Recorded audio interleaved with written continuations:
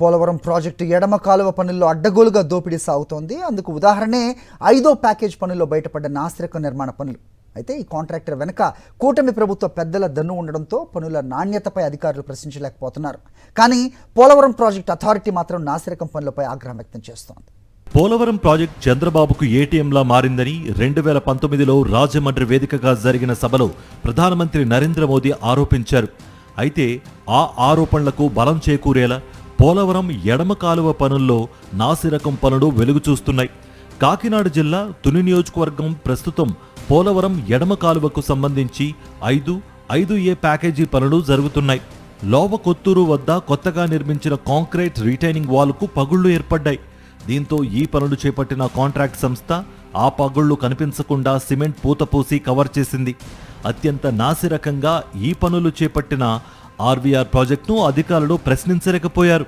కారణం, ఈ సంస్థ రామోజీరావు కుమారుడి వియంకునికి చెందింది. అందువల్ల ఈ సంస్థ వెనుక ప్రభుత్వ పెద్దల హస్తం ఉందని పనులపై ప్రశ్నించేందుకు అధికారులు సాహసించలేదు.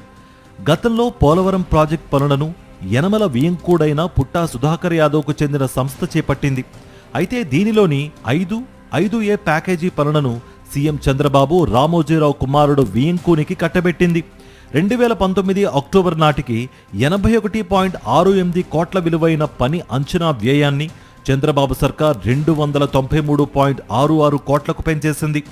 వాటిని 4.68% అంటే 307.41 కోట్ల రూపాయలకు ఆర్వీఆర్ ప్రాజెక్ట్ సంస్థ కోట్ చేసింది. దీంతో గత ఏడాది అక్టోబర్ 17న పోలవరం ఎడమ కాలువ పనులను కూటమి ప్రభుత్వం ఆర్వీఆర్ సంస్థకు కట్టబెట్టింది. ఇక కుమ్మరిలోవ వద్ద ఆర్వీఆర్ సంస్థ చేపట్టిన పనులు నాసిరకంగా ఉండడంతో పోలవరం ప్రాజెక్ట్ అథారిటీ ఆగ్రహం వ్యక్తం చేసింది. తక్షణమే నాసిరకం పనులు తొలగించి నిబంధనల ప్రకారం లైనింగ్ పనులు చేపట్టాలని ప్రాజెక్ట్ సీఈఓ యోగేష్ ఆదేశాలు జారీ చేశారు. దీంతో కుమ్మరిలోవ వద్ద బీటలు వారిన పోలవరం ఎడమ కాలువ కాంక్రీట్ పనులను తొలగించింది ఆర్వీఆర్ ప్రాజెక్ట్ సంస్థ.